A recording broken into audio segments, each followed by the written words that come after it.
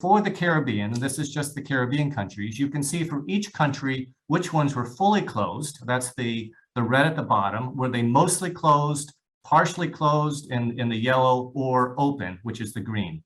So you can see quite a range from countries like Belize, Jamaica, Guyana, which had their schools closed a substantial portion of the time, to some countries like Bermuda, Aruba, and Curacao that were open much more of the time.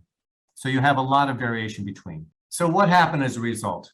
Well, we know that attendance rates, even with virtual and online learning, dropped as compared to prior to the pandemic. And if you compare the beginning of the pandemic with just over a year later, in May or July of 2021, our teams have estimated about 1 in 4 students were not actively engaged in any learning activity just over a year later, despite the availability of online learning otherwise. And it highlights some of the points in the example that Archibald gave earlier, some of the challenges students were facing.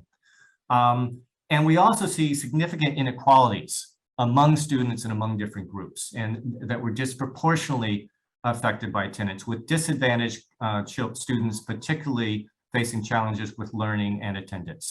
And if we look at the graph on the left, you can see some examples. In the dark blue was the attendance rates before the pandemic, and afterwards in the light blue was during the pandemic.